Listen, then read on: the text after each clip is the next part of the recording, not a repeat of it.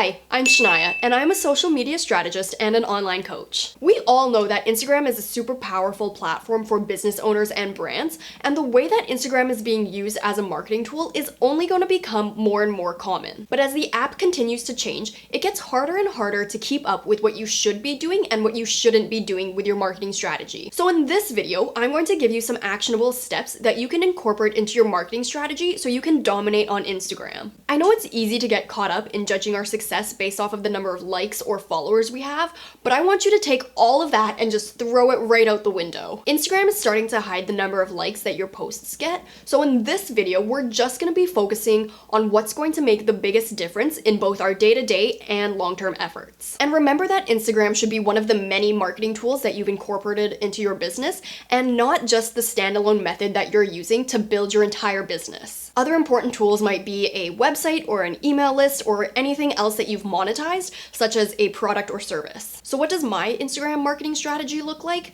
Well, it really just comes down to 5 steps. The first step is to have a plan. Just like how you wouldn't blindly jump into a business meeting or an important project, it's important to have a plan to help guide your efforts on Instagram. So ask yourself, what's your primary goal with Instagram? And just a hint, the answer shouldn't have anything to do with growing your following. Think bigger than that. Do you want to drive traffic to your website? Do you want to get more people signed up on your email list? Or do you want to get people to buy your product? Write down what's important to you or what your main objective is, and then every piece of content you create or every caption you write should have this overarching goal in mind and be working towards achieving it. Step 2, identifying your target audience. If you don't know the answer to this, then you're going to have to do a little bit of work, because Instagram can be a very time-consuming platform, and so we want to make sure that everything we're doing on it has a purpose.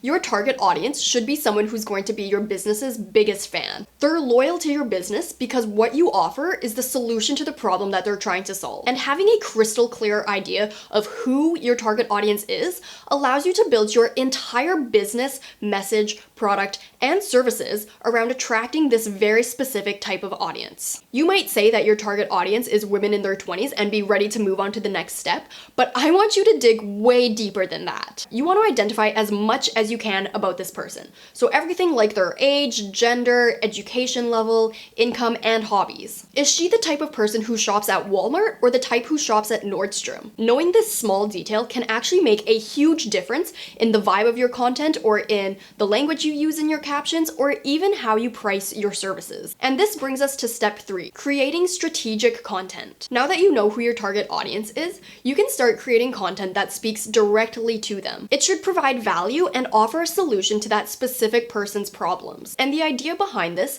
is that if we're creating specific content that's geared toward a specific audience, then we're naturally going to attract them to our feed and wow them with our content because it speaks directly to them, and we're going to turn them into paying customers. Because if we're just creating a random mix of content, then we're going to get a wide range of people following us who might not necessarily even be interested in our products, and so they're never going to take the actions that we want them to. To make sure that we're consistently getting the right people to our feed, it's time to implement step 4, locating and engaging with our target audience regularly. And this is something that should be done 10 to 30 minutes every single day. Now, this might sound like a little bit of a challenge, but because we know our target audience so well, finding them on Instagram should be easy. One way to do this is by thinking of an Instagram account that they might be following and going to that account, clicking on one of their recent posts, and then clicking on the liked by button. And this will open up a list of engaged and active users who should be in your target audience. And from there, you can go into their profiles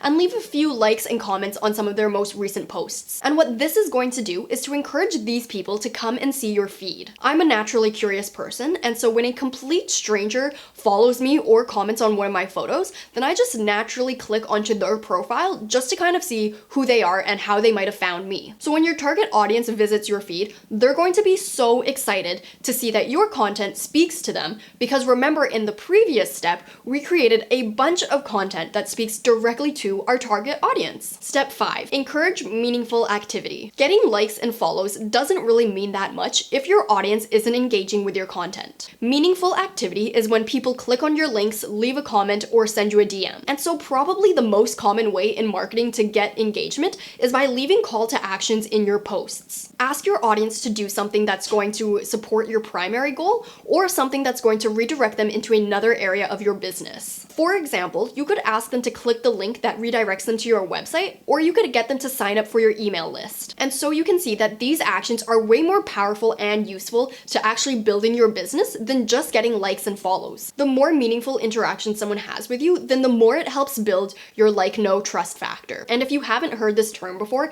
it's basically just the things that make people more likely to buy from you. When people are continuously exposed to your content or interact with you one-on-one, then the more this trust and this long-term connection starts to grow. And then the more actions they take on your Instagram page, then the more likely they are to trust and support your business. And so now that we've implemented these 5 steps into our marketing strategy, now there's 2 areas that we want to look into to make sure that we're on the right path. The first thing we're going to look at is our audience insights. This gives you a better idea of who your audience is actually made up from, just based off of their age, location, and gender. You can find this information by clicking on your profile and then clicking on the 3 lines in the top right corner, and then clicking Insights, and then navigating over to the Audience tab. And you can use this data to see if who you think is your target audience is actually interacting with your content. If it does, then awesome, you have actual proof that your strategy is working. If this data is different from who you originally outlined, then you can modify your target audience to reflect the demographics of your current audience. Or, if your insights are telling you that your audience is completely wrong,